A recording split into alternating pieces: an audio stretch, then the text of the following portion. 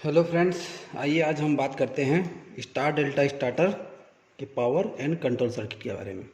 ठीक है, तो सबसे पहले हम लोग कंट्रोल सर्किट देखते हैं। कंट्रोल सर्किट में सप्लाई कैसे जाता है, कैसे कैसे सप्लाई का कहाँ कहाँ सप्लाई जाता है। ओके, तो सबसे पहले देखा जाए, ये हमारे पास एक 2 पोल एमसीबी है सिंगल फेस का, और ये हमारा सेलेक्टर स्विच है।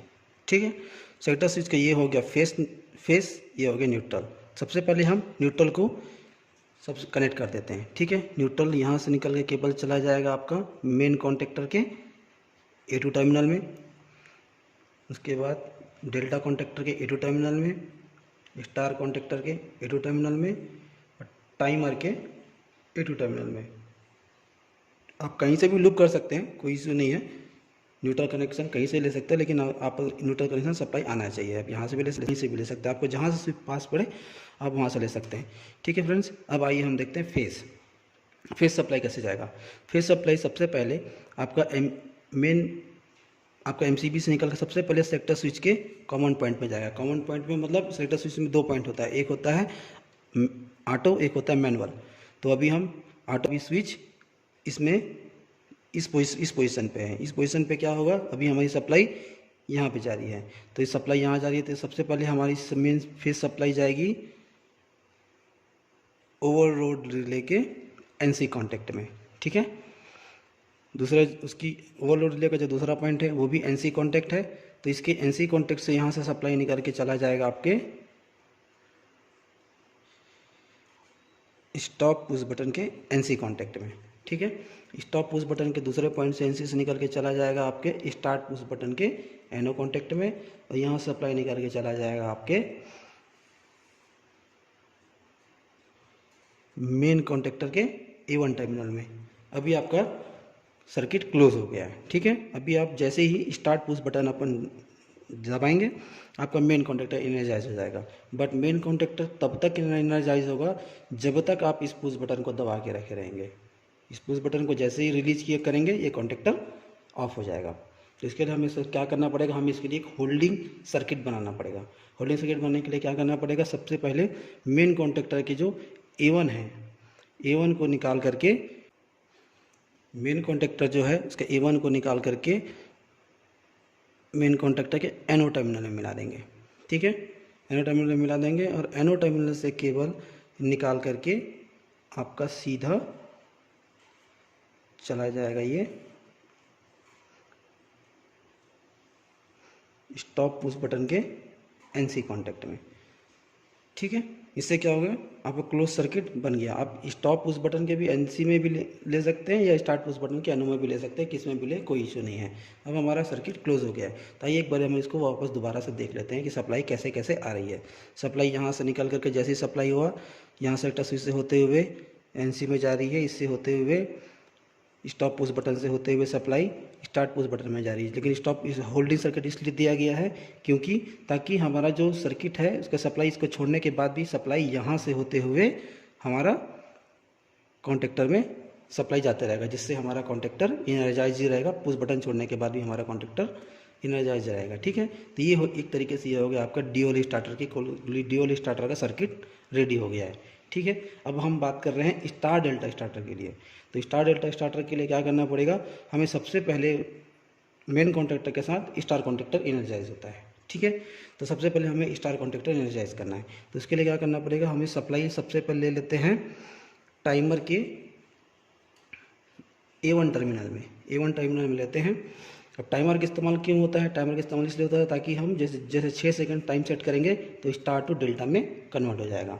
मतलब पहले star supply star contactor on रहा, 6 सेकंड के बाद आपका डेल्टा कनेक्टर इनर्जाइज हो जाएगा। टर्मिनल्स ऐसे रहते हैं, जैसे ये हो गया आपका A1 टर्मिनल, ये A2, ये आपकी कॉइल की सप्लाई हो गई। अब इसका जो 15 नंबर का जो पॉइंट है वो आपका कॉमन हो जाएगा। 16 नंबर का जो है एनसी कॉन्टेक्ट रहता है, और ये 18 नंबर होता है ये एनसी होता है। ठीक है, तो 15 नंबर को क्या करेंगे, हम कॉमन को आपस में शॉर्ट कर देंगे। ठीक, तब सप्लाई यहाँ से निकल के 15 नंबर में चली गई। ठीक, 15 नंबर में चला गया, तो 15 से कहाँ चला जाएगा, 16 नंबर पे, यानी 16 नंबर पे सप्लाई आ जाएगा। ठीक है, 16 नंबर सप्लाई निकल के चला जाएगा आपके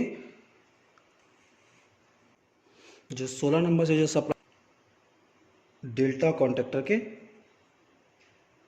एनसी पॉइंट में हम स्टार कॉन्टेक्टर एनर्जाइज कर रहे हैं, बट डेल्टा कॉन्टेक्टर सप्लाई क्यों ले रहे हैं? क्योंकि हमको इसको होल्डिंग करेंट, इसको एनसी कॉन्टेक्ट में, ठीक है।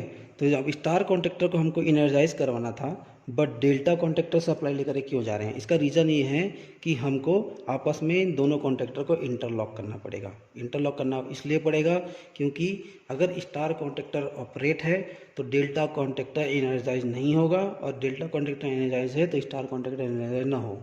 इसके लिए हम लिए इंटरलॉक देना बहुत ज़रूरी होता है, ठीक है। एनसी कॉन्टेक्ट में गया तो यहाँ से जब निकल के चला जाएगा सप्लाई एनसी कॉन्टेक्ट में आएगा, इसकी ये चला जाएगा स्टार कॉन्टेक्टर के A1 टर्मिनल में। अब आपका A1 टर्मिनल में इसको सप्लाई चला गया तो इसका मतलब स्टार कॉन्टेक्टर इनर्जाइज हो गया, ठीक है, इनर्जाइज हो गया। अब क्या होगा? अब सप्लाई अब टाइमर में थोड़ी देर के बाद सप्लाई क्या होगा? 16 से 18 में चला जाएगा। 16 से 18 में गया, यानी सप्लाई 6 सेकंड का टाइम हम लोग सेट किए थे, तो ये 18 में आ गया। 18 में आने से क्या होगा? सप्लाई ये चली जाएगी आपका, अब हमको डेल्टा कॉन्टेक्ट इनर्जाइज करना है तो ये चला जाएगा आपका स्टार कॉन्टेक्टर के एनसी कॉन्टेक्ट में, ठीक है। एनसी कॉन्टेक्ट में चला गया। अब यहाँ से एनसी कॉन्टेक्ट से निकल करके ये चला जाएगा आपके A1 टर्मिनल में। इससे क्या हो गया? आपका दोनों कॉन्टेक्टर आपस में इंटरलॉक हो गया, ठीक है फ्रेंड्स।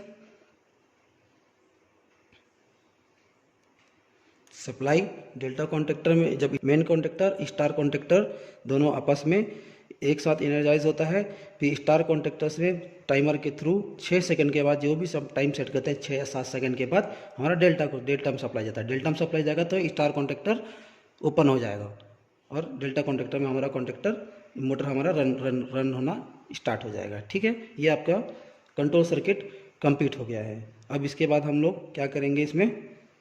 अब हम अपने सर्किट में इंडिकेशन लैंप लगाते हैं। इंडिकेशन लैंप लगाते हैं, ये पहला हो गया आपका ट्रिप लैंप, ये हो गया आपका ऑन लैंप, ये हो गया आपका ऑफ लैंप। इंडिकेटर लगाना ज़्यादा मुश्किल नहीं है, बहुत ही ईजी है। तो सबसे पहले हम ऑन को देखते हैं। ऑन करने के लिए तो आप किसी भी कॉन्टेक्टर से, चाहे स्टार हो या चाहे डेल्टा हो, किसी भी कॉन्टेक्टर से न्यूट्रल पॉइंट ले लेंगे और सभी तीनों में कनेक्ट कर देंगे, ठीक है। तीनों में कनेक्ट कर दिए न्यूट्रल पॉइंट, ठीक है। अब सबसे पहले देखते हैं हमारे ऑन इंडिकेशन के लिए। ऑन इंडिकेशन का जो एक केबल रहेगा वो हमारे मेन कॉन्टेक्टर के A1 टर्मिनल में ले सकते हैं। A1 टर्मिनल में ले सकते हैं, या आप हमारे या फिर टाइमर के भी A1 में ले सकते हैं, किस में भी ले सकते हैं, ठीक है। अब इसके बाद देखते हैं हम ऑफ में। ऑफ के लिए क्या करना पड़ेगा? हम मेन कॉन्टेक्टर के जो होल्डिंग सर्किट बनाने के लिए हम जो जहाँ से सप्लाई लिए थे मेन कॉन्टेक्टर का NO कॉन्टेक्ट से, इसको NC से शॉर्ट कर देंगे। NC से शॉर्ट करने के बाद ये इसकी जो सप्लाई यहाँ आ जाएगी, यहाँ से सप्लाई निकाल करके सप्लाई को लेकर के आपके अब ट्रिप का इंडिकेटर लगाने के लिए जो हमारे ओवरलोड रिले है, इसके 2 पॉइंट हैं, 2 NO और 1 NO। तो इसके लिए हमें क्या करना पड़ेगा? किसी भी एक N95 या 96 ओवरलोड रिले के किसी भी एक टर्मिनल को इसको शॉर्ट कर देंगे। शॉर्ट करने के बाद क्या होगा? इसके जो दूसरा पॉइंट है उसके पॉइंट से निकाल करके हम इसको ट्रिप से कनेक्ट कर देंगे, ठीक है फ्रेंड्स। तो ये हो जाएगा आपका ट्रिप इंडिकेशन ग्लो हो जाएगा। फ्रेंड्स देखिए, मैंने इसको पीसी के थ्रू से बनाया है सर्किट डायग्राम। एक्चुअली क्या वो जो सर्किट बनाया था उसको पेन के मार्कर के थ्रू बनाया था, तो लाइन इधर उधर हो गया था, तो व्यवस्थित दिख नहीं रहा था। इसको इसलिए बनाया ताकि अगर कोई किसी को अगर स्क्रीनशॉट लेना हो तो इसको ले सकता है, इसके लिए बनाया हूँ। सेम है, सब कुछ सेम है, टाइमर का बस जगह तो बदल दिया गया, बाकी सर्किट पूरा सेम टू सेम है, ठीक है फ्रेंड्स। अब इसके बाद हम लोग बात करते हैं पावर डायग्राम के बारे में। पावर डायग्राम भी मैंने पहले से बना के रख लिया है, जिसमें कोई ज़्यादा टफ नहीं होता है, बहुत ही ईजी रहता है, बस थोड़ा सा समझने की ज़रूरत है। मात्र मोटर के जो टर्मिनल है ना, उसी को समझना बस इम्पोर्टेंट है।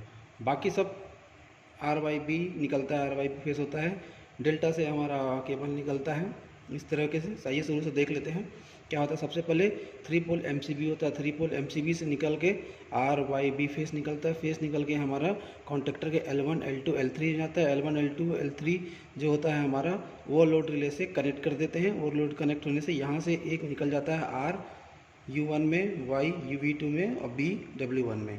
उसी का सेम RYB इधर से ले लेते हैं, तीनों जगह से कनेक्ट कर देते हैं आपके डेल्टा कॉन्टेक्टर में। डेल्टा कॉन्टेक्टर के बाद यहाँ से निकलता है R, ये जाकर W2, उसके बाद YU2, उसके बाद V2, और स्टार में क्या होता है ये R Y और B।